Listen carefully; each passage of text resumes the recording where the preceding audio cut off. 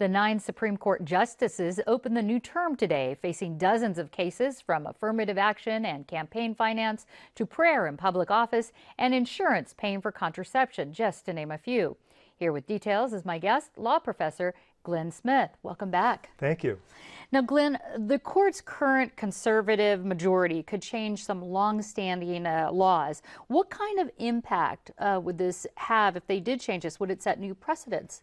Well, there's several cases where, in addition to deciding the case along the grounds of the way the precedents are, the court's being invited to relook at them and perhaps change them. So, for example, one area is in the campaign finance area.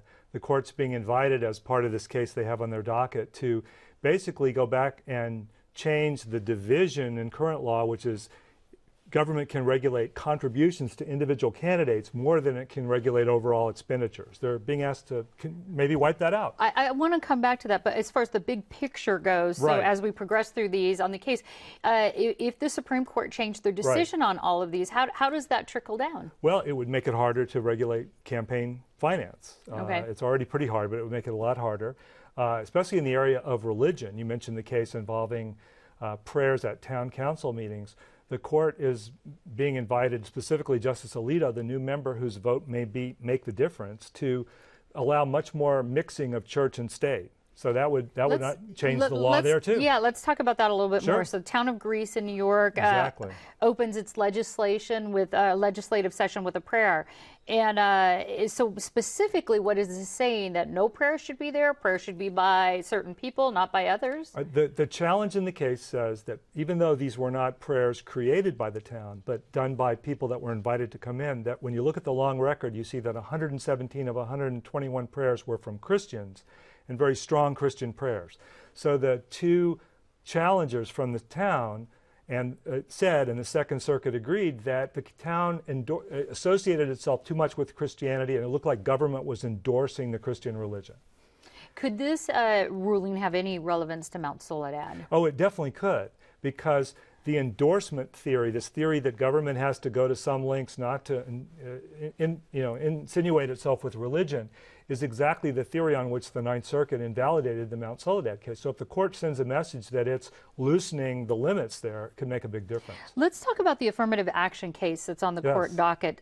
Tell us what's at issue there. What's interesting is it's not about affirmative action directly, but the justices' views of the validity of affirmative action is going to affect it. And bottom line, what it's saying is it constitutional for the citizens of Michigan to have amended their constitution to forbid voluntary affirmative action in education. And the question is, can a majority of voters interfere with what is normally a local educational decision by turning it into a state constitutional matter? So can they put it off limits to local politics and make it a state issue? So if we took that to the extreme, what kind of impact could that have here in California? Well, if the court upheld, went along with the very close vote, you could potentially have questions about Proposition 209, which the Ninth Circuit looked at years ago. It's a similar amendment in the California Constitution that forbids voluntary affirmative action, and was upheld by the Ninth Circuit. So it could change the theory there. Another possible pivotal case is about the Affordable Care Act, guidelines about contraception. So give us a rundown on that. Court hasn't yet taken a case in this, but most people think it will. Several lower courts have said that it violates the religious free exercise rights of employers and a federal law that prevents religious discrimination to require employers to fund birth control if they don't agree with it on religious grounds.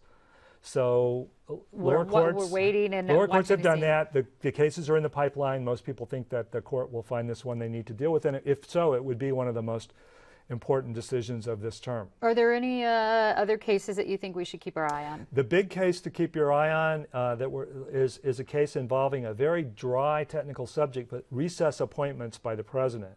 At a time when the Senate's not in session. And basically the court's going to get a chance to decide whether the president can avoid Senate opposition to his nominees or not. And so that's going to alter the balance not only of President Obama and a Republican Senate, but also future presidents. All right, the process of power on that one. Law Absolutely. Professor Glenn Smith, thanks very much for the update. My pleasure.